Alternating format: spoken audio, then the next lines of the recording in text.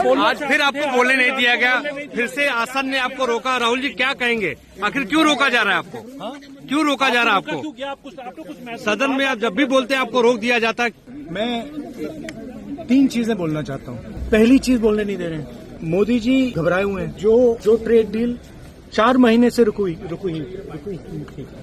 4 महीने कुछ बदला नहीं, किसी न किसी कारण जो मैं जानता हूँ नरेंद्र मोदी जानते हैं। नरेंद्र मोदी जी ने कल शाम उस डील को साइन कर दिया। नरेंद्र मोदी जी पर प्रेशर है, भयंकर प्रेशर है। नरेंद्र मोदी जी का जो इमेज का गुब्बारा है, जो हजारों करोड़ रुपए लेकर बनाया गया, वो फूट सकता है। इशू ये नारावाने की स्टेटमेंट नहीं है जी, ये साइड शो है और वो भी जानते हैं, मैं भी जानता हूँ। मेन बात यह है कि हमारे प्रधानमंत्री को कॉम्प्रोमाइज कर दिया। किसने किया है, कैसे किया है, ये हिंदुस्तान की जनता को सोचना है। मगर इतिहास में पहली बार हिस्ट्री में एलओपी को प्रेसिडेंशियल एड्रेस में नहीं बोलने दिया। बट ये आप समझिए कि इस ट्रेड डील में आपकी मेहनत को, आपके खून पसीने को नरेंद्र मोदी जी ने बेच दिया है। और वो इसलिए बेचा है क्योंकि कॉम्प्रोमाइज्ड है। सिर्फ आपको नहीं बेचा है, देश को बेचा है। इसीलिए मुझे वहां नहीं बोलने देंगे। नरेंद्र मोदी जी डरे हुए हैं क्योंकि जिन लोगों ने उनकी इमेज बनाई है वो अब उस इमेज को